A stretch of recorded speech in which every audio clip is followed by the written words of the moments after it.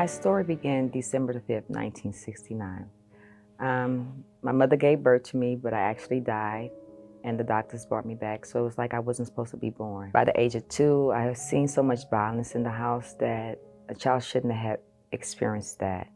By the age of 5, my father, he passed away, so I didn't know how to be loved by a father or how to be loved by a man.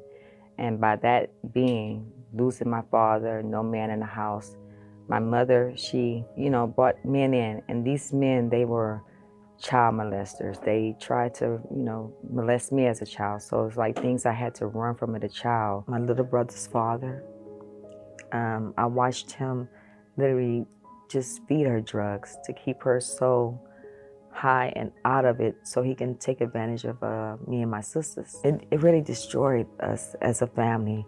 I didn't get a chance to be raised with my sisters because we were split up.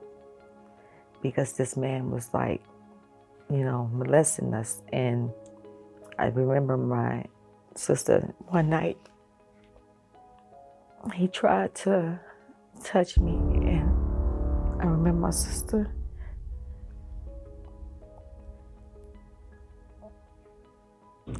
putting herself in the place of me to keep him from touching me, and I had to be no more than about 7.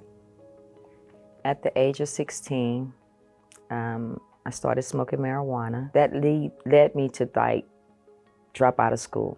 All I wanted to do was smoke marijuana.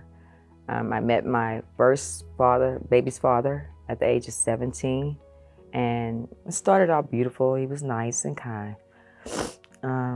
Later, he started being abusive, and every time I would try to leave, he would beat me, give me black eyes.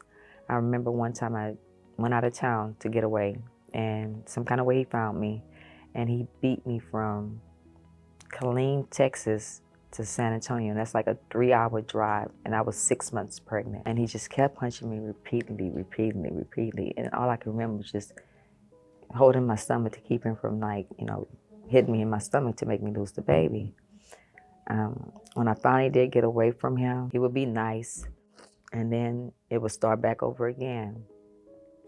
Before it led up to me killing him, 3 weeks prior to that, he had stabbed my mom in the back, and he had almost sliced my throat because my mother, we was fighting. When that 3rd week came around, I remember running away from him that day, and all he kept doing was threatening me on the phone. I'm gonna kill you, I'm gonna kill you, I'm gonna kill your mom, I'm gonna shoot her in the head.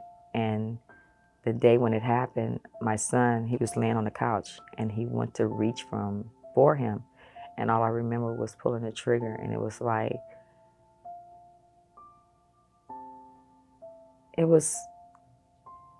don't know, it's like everything went still. And when I did that, I turned to that life of crime. I turned to the life of selling drugs. I turned to all those things because I thought it was normal, because that's what I was used to. It wasn't a day that I didn't have some liquor. It wasn't a day that I didn't have some drugs. It wasn't a day that I didn't smoke marijuana.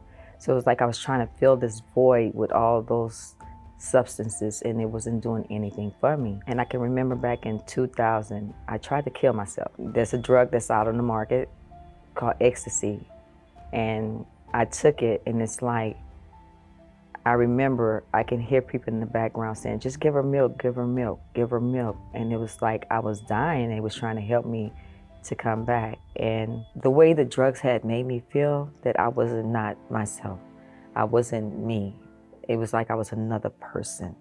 So it's like I wanted to kill myself slowly without actually committing suicide. It seemed like even after that, because there was a curse in our family, I still continue to date men that were like that. I married a pastor thinking that, oh, this is gonna be it.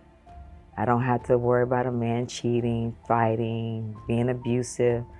I thought that this was gonna be the one, not knowing that he was really not ordained by God to be a pastor. It was just a persona he was putting on. Saturday nights, he would be in the club, doing drugs, drinking. Sunday morning, he's in the church house on the pulpit. After me and him separated, I found myself going back to those same type of men before, because it was like, this is all I deserve. This is all I this is what God has for me. It's these type of men, and this is what my life is supposed to be about. That's what I thought. And I remember I had met my husband that is now, and I remember telling him, I need to get back close to God. I need to find a church. But I was afraid because it was like, I don't want to go in the church judging the pastor because I was married to a pastor.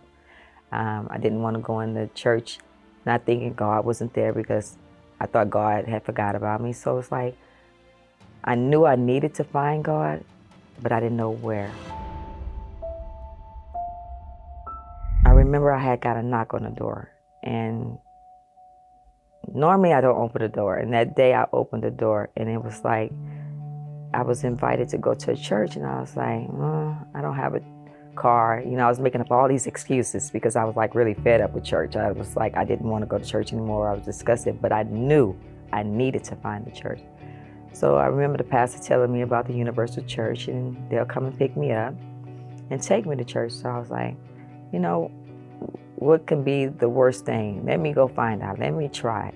You know, I don't know. So I remember they came and picked me up on a Sunday. And when I stepped foot in the church, I was like, okay, this is different. I said, but you know, I feel God in this place. So upon being at the church, it's like they taught me how to put my faith and trust back in God, how to receive God, how to open up and pour out my heart to God. I can say that I thank God for sending his shepherds to knock on my door, because at that time, I was losing everything, even my mind. And I tell anybody, if you get a knock on your door or a phone call from anyone from the Universal Church, your life will be changed. You would love yourself. You would start back trusting God. You would know that God is real. I can truly say that my life is better now that I believe and I trust that God is here with me and he's guiding me. I know I'm crying, but these are tears of joy because I've never had anyone to just show me that God is real. I've heard about God, but I didn't have no one to tell me or show me that he was real.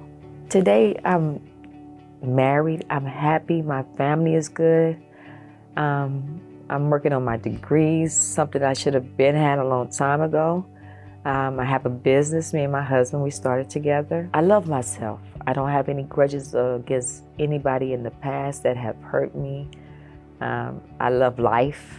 I enjoy life. I just enjoy. After I learned how to forgive those that hurt me and I learned how to forgive myself, I was able to seek the Holy Spirit. And by me seeking the Holy Spirit and receiving the Holy Spirit, it has got me to a place where I'm peaceful. I'm no longer angry because I have the Holy Spirit. And that was the best thing that ever happened to me, by receiving the Holy Spirit. Free of all bitterness, all anger, all depression. The Holy Spirit just allowed me to be free from curses. They've been broken.